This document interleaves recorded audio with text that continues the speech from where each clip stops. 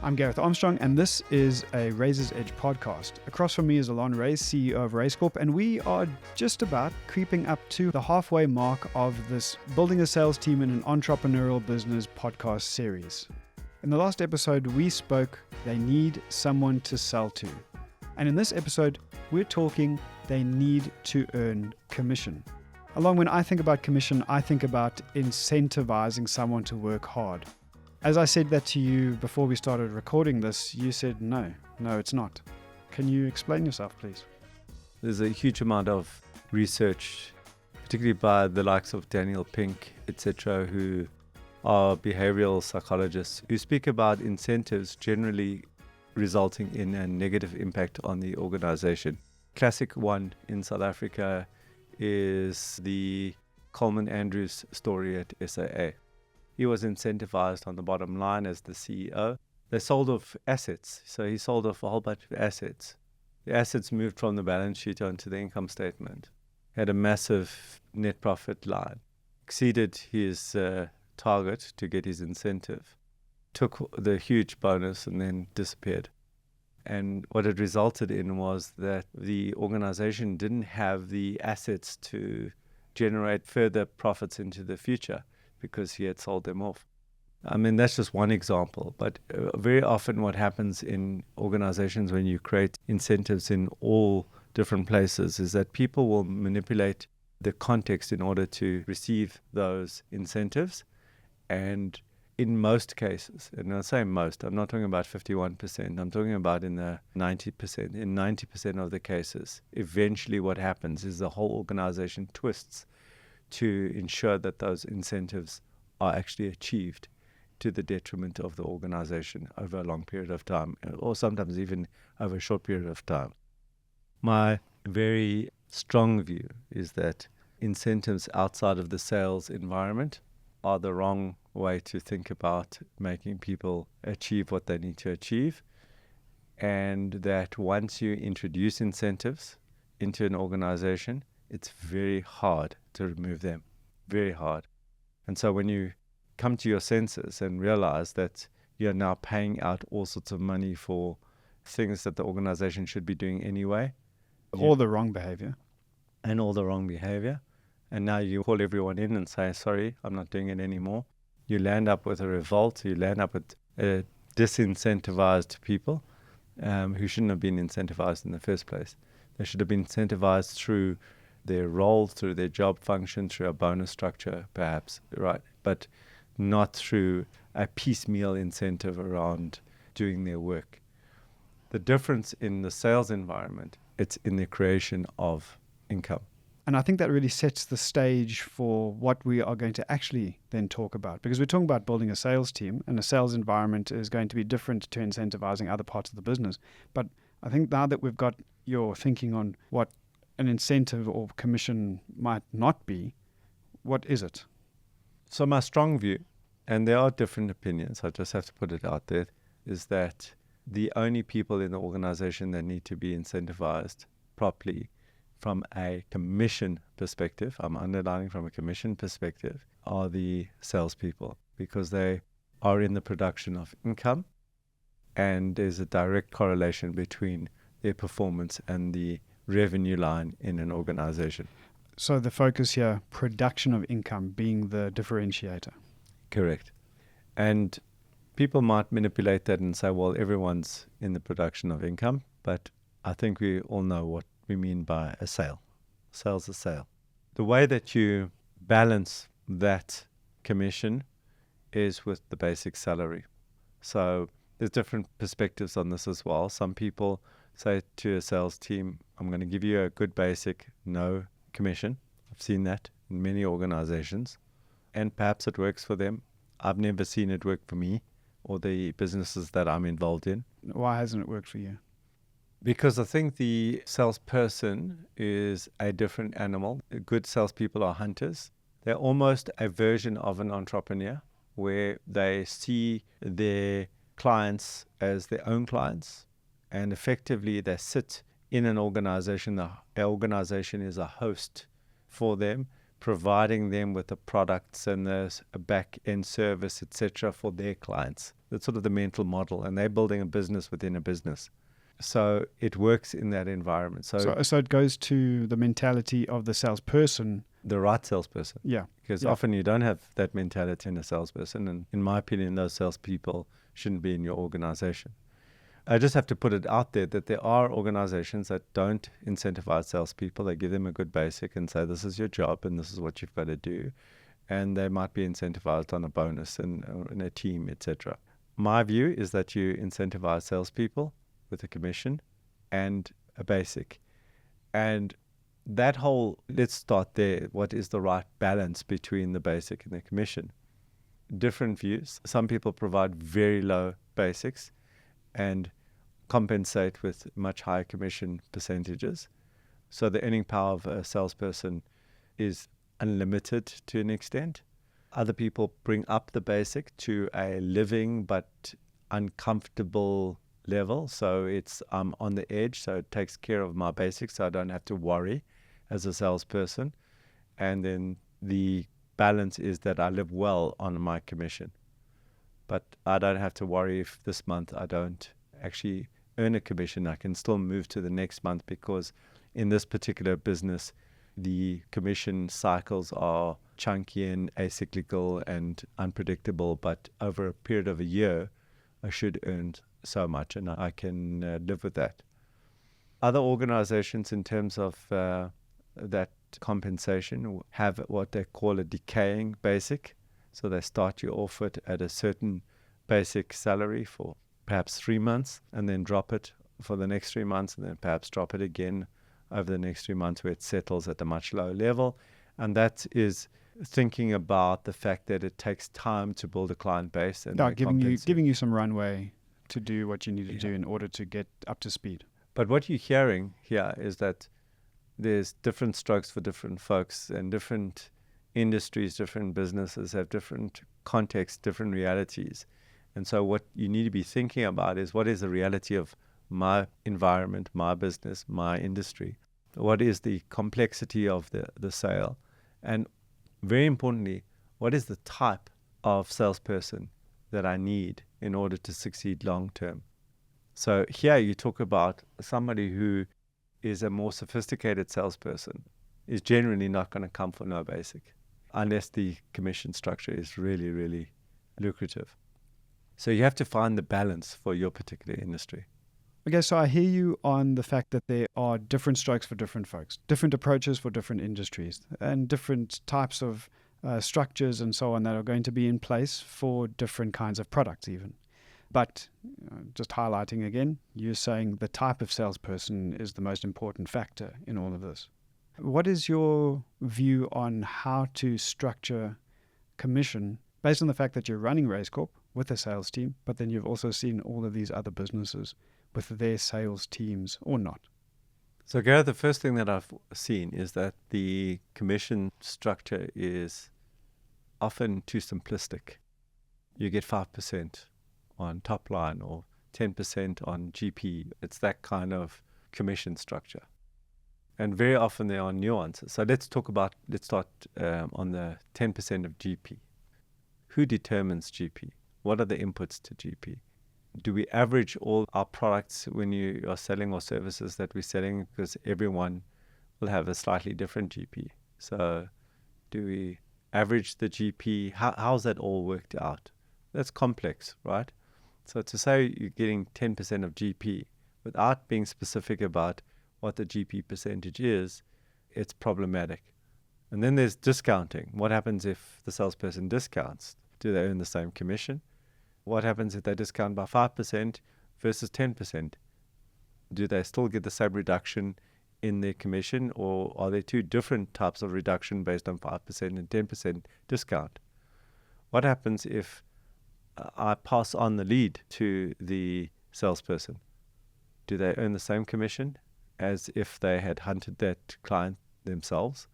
What happens if that client was handed over by a salesperson who's leaving? Do they still earn the same commission as what we said up front?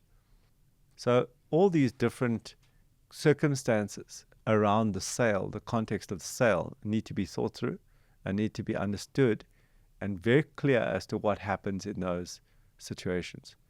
The counterside to this is it can get too complex. And you can talk about, well, if it's on the 4th day of the month, they get this commission. And if it's the 19th day of the month, they get that commission. And then, is it the close of business that determines the end of the day? I'm being facetious here, but you can go to that level of complexity. And I've seen that too. And that's a little too much. We have these fancy spreadsheets that only actuaries would understand. Too far. But you certainly have to outline the major contexts in which sales take place, and then be fair to the organization, your business, and be fair to the salesperson. So I've seen situations where businesses have a salesperson, the salesperson leaves, they hand over the client base to another salesperson who's already there, and that person just literally does nothing and happens to have an anniversary of a renewal of a client happening the following month. They literally haven't met the client, but because it was handed over to them, they're now anticipating getting the commission on that big client, and it's a big chunk of change. So now what happens is that the entrepreneur realizes what has just happened, what he's just done, and then tries to reverse that. So now there's a fight with a salesperson who remains. You're saying, well, it's not fair. You gave it to me and now you're taking it back. And the entrepreneur is saying, well, you didn't do anything. You haven't even met the client, so why should I pay you?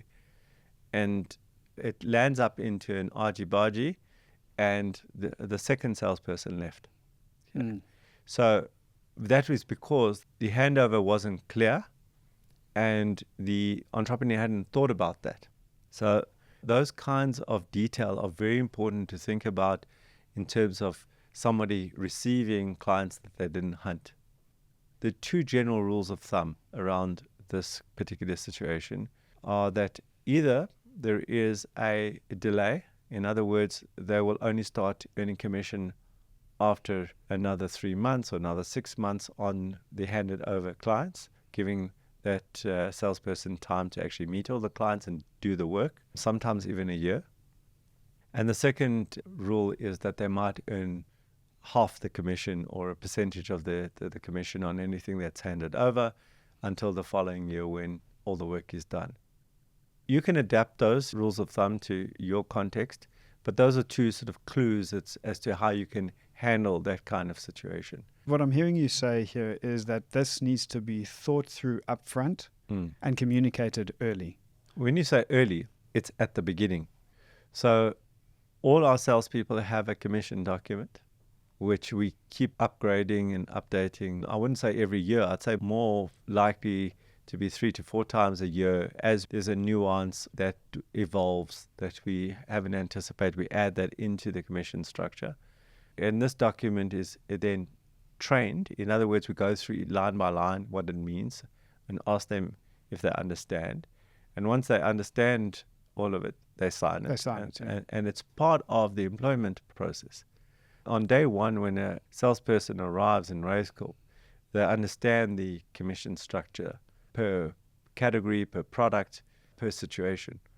Very often they don't remember. And all we do is then we go to the document and we say, there it is. We explain it to you. There it is. And it's clear. And that document, just to be clear on this, they have that document. So it's not like they can't reference it. They just perhaps might forget or are lazy or whatever the case might be. And they need to be reminded where to look for that information. Correct. And within that document, there are other areas that deal with other incentives. For example, hitting target. So there might be an additional incentive above a certain threshold. You earn more commission or the commission structure changes. That's in there. There might be prizes for salesperson of the year. What allows you to actually participate in that competition? What are the minimum thresholds that you require in order to qualify to be part of that kind of incentive? So that's all documented and all very clear. And it's referenced often and it's adapted often because our product sets change, our context changes all the time. But there isn't a situation now, once it's settled, there isn't a situation where somebody was earning 10% commission and now we cut it to 5%. What we would do is that if we add another layer of sales support, for example, a key account manager wasn't there before, now is, then we have the discussion and say, well, the key account manager is going to earn X amount of commission, which is going to come out of your commission. But Mr. or Mrs. Salesperson, the upside for you is that they're going to release you out of so much of your administrative side that you can go out and sell more. And on the whole, we worked out your client base can increase by more than 50%, and therefore your earning power has now increased even further than it was before. So as you adapt this document and your commission structure, it's very important to bring your salespeople into the thinking behind it and get feedback from them. But it's not a democratic process. It's not a democratic process, but it's a sensitive process. It's an inclusive process. It's inclusive and it's sensitive, and we listen. You have to listen. The natural reaction to changing commission structures, unless it's up, is going to be no. There needs to be a financial upside to the salesperson in the short to medium term for them to understand why that has changed. It almost feels like, because there are different phases in the business, it could also be a changing of the guard of sorts. In terms of your salespeople, you needed a certain animal at the beginning. Now you need a different kind of approach later on. And Yes. so it's a way to potentially evolve the sales team as well. Yeah. And that's happened to us as well. Well, we are talking about building a sales team. And so part of that process is to attract potential salespeople. You're definitely going to have experience in that area as well. So how do we pull this together? Commission and then also trying to attract a salesperson. So the bottom line is, what is my earning potential? And how safe am I up front in order to cover my expenses? Those are the two questions that go through the salesperson's mind. I often hear in interviews with salespeople, and I'm sure you've heard this as well, is that the reason that they're leaving their previous employer or want to leave their previous employer is because the guys keep changing the goalposts. They keep changing the targets. As soon as I achieve it, they keep moving it. So I've got a view on that's the right thing to do in the right context. So if it's contracted up front, to say that in your first year, just given the fact that you are learning the ropes, we expect you to do X. In the second year, we expect you to do X plus 20%. In the third year, it's another 10%. And then eventually it flattens, and this is your target, and then it moves at the rate of inflation, because pricing generally will move as well. Yeah, and that's very reasonable. It sounds all very reasonable. Yeah, that's reasonable, I think, and I think it's important. Eventually it settles and it flattens to the right target for the right level of experience. But there are also other nuances that happen. If you've got a certain business that has an annuity type environment, then you have to look after your clients. So you don't just hunt, close the deal and move on. You have to keep those clients serviced all the time. And so now you have to consider in the targeting around how many new sales are part of your target and how many existing renewals that you want as a percentage. And so your target structure might change to split between new and renew as a percentage. You have to be reasonable in understanding the context. Now, if I'm selling TVs, there's no renewal. I just have to sell the TV as a commodity. I need to sell 100 TVs a month. So to say 100 TVs a month is my target and then move to 200 because I hit my target, that's unreasonable. And in that example, there's no renew unless I've got a B2B environment, a business-to-business environment where I'm selling to hotel groups, etc. So those are the kinds of considerations. Yeah, thank you for highlighting that. As we are moving toward the end of this episode, are there other tools that you can share with us? There are two tools I'd like to share with you. One is the concept of a decaying commission structure. This is very prevalent in an environment with an annuity income, and saying that in the first year you earn X commission, the second year you earn a fraction of that, the third year you earn a fraction of that, and finally it decays to zero. So there is a tail to earning commission over a period of time. This ensures that you keep the salesperson bringing in new deals into the organization. The second tool is a hurdle. the question about whether you earn commission from the first dollar or from a certain hurdle. Once you've hit X amount of sales, then you earn commission either on everything before that and after that, or everything after that. Those are different tools you can use to set up the commission structure. Now, those are often based on the GP percentage that organization makes. So it's the way it's thinking about that is, what is the cost of your desk?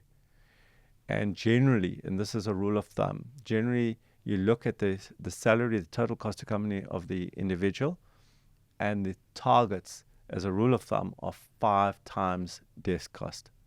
So you'd say if you're earning, I'm just making this up, 10,000, you need to hit 50,000 before you earn commission, because you'd understand that. Because when you look at the 5 times, it's about your coffee, the rent, the insurance on your space, your computer, and all the things, the ancillary costs that relate to you being in the organization. So that's a rule of thumb. I've seen it at 4, I've seen it at 6, but the rule of thumb is around 5 times your total cost to company is where the targets are based, if you're not providing commission from the first dollar. Yeah, thank you. Those are 2 really valuable tools. A last word from you, Alon? When it comes to commission, it's people's livelihoods. You should take it as seriously as you want them to take your business. And so put in the effort in building the commission structure that it is clear, it's fair to both parties. And that's the voice of Alon Ray, CEO of RaceCorp. And Alon and I will be back with you in the next episode when we'll be speaking the need to build a business within your business. We'll see you then.